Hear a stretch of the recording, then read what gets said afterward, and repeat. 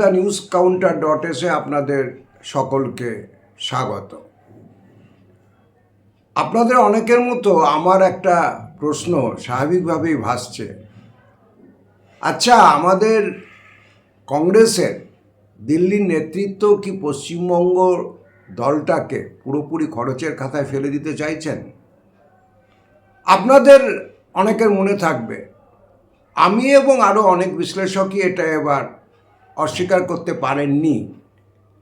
এই ভোটে আমাদের রাজ্যে কংগ্রেসের ন্যূনতম একটা ঘুরে দাঁড়ানোর সুযোগ ছিল।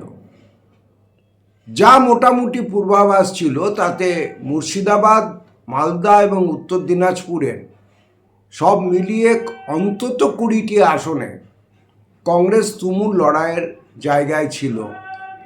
এমনকি রাজনৈতিক রণকৌশল ঠিকভাবে সাজাতে পারলে, ঠিকমতো বোঝাপড়া যদি করে তোলা সম্ভব হতো, তাহলে ডাবল ডিজিট কংগ্রেসের পৌঁছে যাওয়াটারও সম্ভাবনা ছিল।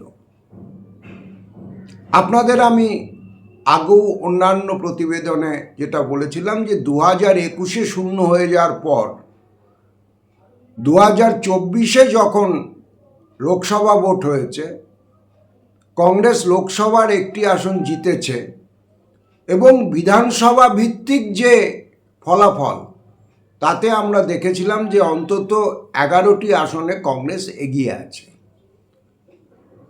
এটা বোঝবার জন্য কোনো তুমুল রাজনৈতিক পণ্ডিত হওয়ার দরকার নেই।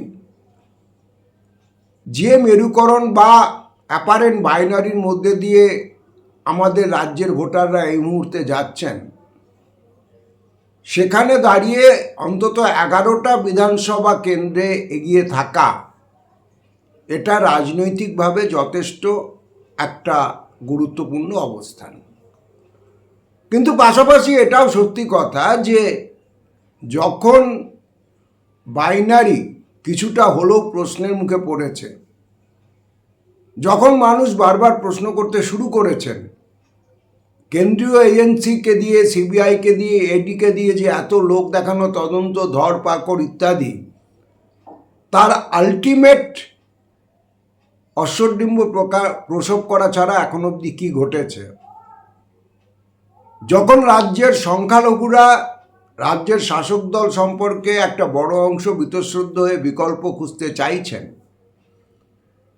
তখন কংগ্রেসের একটা সম্ভাবনা ছিল এই রাজ্যে তার পলিটিক্যাল ফুটহোল্ড নতুন করে একটা জায়গায় পৌঁছে দেওয়ার।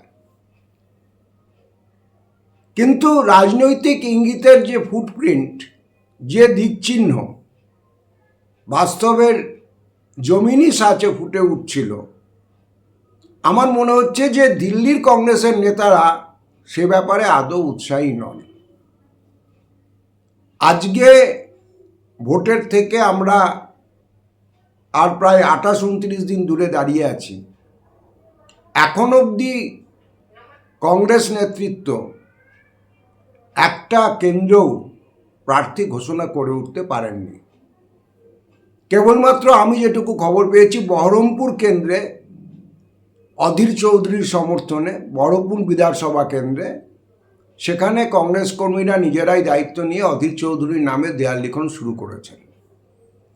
বাকি 293টা কেন্দ্রে কংগ্রেস প্রার্থীদের এখন অবধি অবস্থা হচ্ছে কিং কর্তব্য বিমূঢ়। কেউ জানেন না কে প্রার্থী। তার থেকেও বড় কথা যে কেউ স্পষ্টভাবে বলতে পারছেন না যে কবে এই প্রার্থীপদ ঘোষণা হবে। শেষ যে কেন্দ্রীয় নির্বাচনী কমিটির মিটিং কংগ্রেস বসেছিল, তখন দুদিনের ঈদের ছুটি ঘোষণা করে দেওয়া হলো।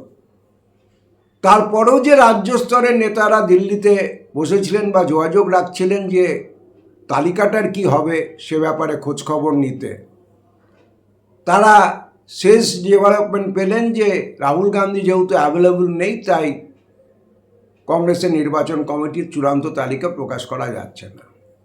ইতিমধ্যে কিন্তু বিজেপি, তৃণমূল কংগ্রেস, শূন্য পাওয়া দল সিপিআইএম, তুলনামূলকভাবে অনেক ছোট দল আইএসএফ এমনকি কালকাযোগী হুমায়ুন কবিরের দলও তাদের প্রার্থী তালিকা ঘোষণা করতে শুরু করেছেন। বহু জায়গায় পুরোদমে 3টি বা 4টি দলের প্রচারও শুরু হয়ে গেছে। কিন্তু কংগ্রেসের কর্মীরা এখনো দিল্লির দিকে তাকিয়ে আছেন। এবার কংগ্রেস সিপিএমের সঙ্গে পশ্চিমবঙ্গে জোট করেনি, কারণ তারা কেরলটাকে বার করতে বেশি উৎসাহী। কেরলে যেহেতু প্রধান প্রতিদ্বন্দ্বী বামফ্রন্ট, সুতরাং এখানে যদি তারা বামফ্রন্টের সঙ্গে আসন সমঝোতা করে, বিজেপি তাহলে কেরলে সেটাকে প্রচারে অনেক অ্যাডভান্টেজ তুলে নিতে পারবে, এইটা রাহুল গান্ধীদের আশঙ্কা। সেটা ভালো করেছেন। কিন্তু তারপরেও কংগ্রেসের কর্মীরা, অন্তত নিচুতলার কর্মীরা, যারা এখনও অনেক অপমান, অনেক লাঞ্ছনা, অনেক হুমকি সব কিছু উপেক্ষা করে হাত চিহ্নের পতাকাটা বইছেন, তারা আশা করেছিলেন যে যখন অন্যান্য দলের প্রার্থী ঘোষণা হয়ে গেছে, প্রার্থীরা গলায় মালা পরে দৌড়ে দৌড়ে প্রচার করতে নেমে পড়েছেন, তখন অন্তত পশ্চিমবঙ্গে কংগ্রেসের প্রার্থী তালিকা প্রকাশ করার ব্যাপারে দিল্লির নেতৃত্ব একটু তৎপরতা দেখাবেন। কিন্তু হতশ্রী।